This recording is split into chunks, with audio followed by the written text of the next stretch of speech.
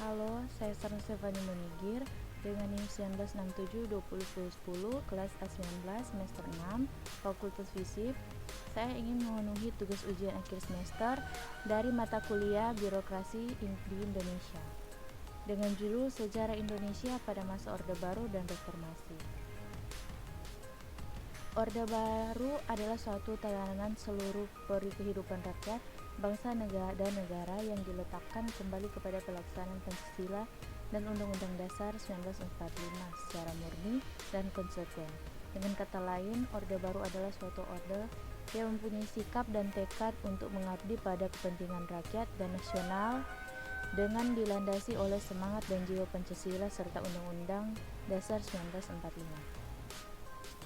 Latar belakang lahirnya masa pemerintahan Orde Baru: yang pertama, terjadinya peristiwa gerakan 30 September 1965. Yang kedua, keadaan politik dan keamanan negara menjadi kacau karena peristiwa gerakan 30 September 1965 ditambah adanya konflik di Angkatan Darat yang sudah berlangsung lama. Yang ketiga, keadaan perekonomian semakin memburuk di mana inflasi mencapai 600%, sedangkan upaya pemerintah melakukan devaluasi rupiah dan kenaikan harga bahan bakar menyebabkan timbulnya keresahan masyarakat. Kehidupan politik pada masa Orde Baru.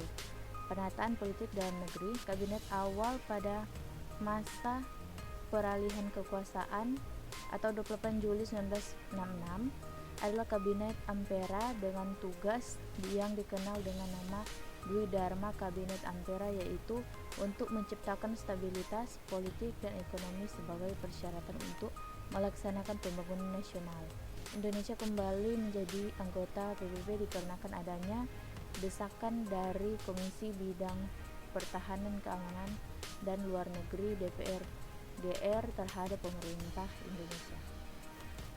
Kehidupan ekonomi pada masa pemerintahan Orde Baru. Pada masa demokrasi terpimpin, negara bersama aparat ekonominya mendominasi seluruh kegiatan ekonomi sehingga mematikan potensi dan kreasi unit-unit ekonomi swasta, sehingga pada permulaan Orde Baru program pemerintah berorientasi pada usaha penyelamatan ekonomi nasional, terutama pada usaha mengendalikan tingkat inflasi, penyelamatan keuangan negara, dan pengamanan kebutuhan pokok rakyat. Kelebihan sistem pemerintahan Orde Baru: yang pertama, sukses transmigrasi. Yang kedua, sukses KB.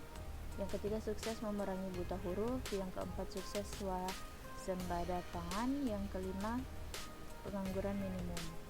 Kekurangan sistem pemerintahan Orde Baru: yang pertama, semaraknya korupsi, kolusi, nepotisme.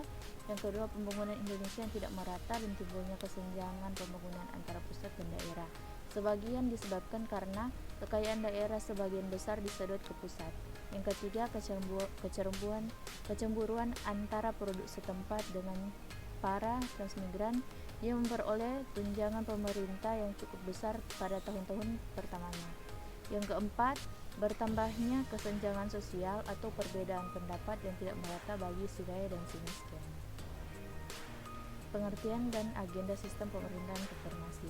Reformasi merupakan suatu perubahan tatanan perkehidupan lama dengan perkehidupan baru dan secara hukum menuju ke arah perbaikan. Reformasi merupakan formulasi menuju Indonesia baru dengan tatanan baru.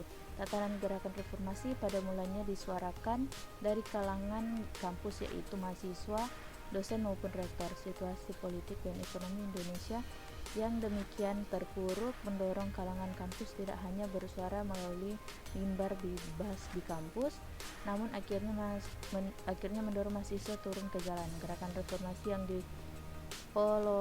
dipelopori oleh para mahasiswa tersebut mengusung 6 agenda reformasi, yaitu yang pertama, adili Soeharto dan krono-kroninya. Yang kedua, amandemen Undang-Undang Dasar 1945. Yang ketiga, penghapusan duifungsi ABRI. Yang keempat, otonomi daerah yang seluas-luasnya. Yang kelima, supremasi hukum. Yang keenam, pemerintahan yang bersih dari KKN atau korupsi, kolusi, dan nepotisme. Latar belakang akhirnya masa pemerintahan reformasi.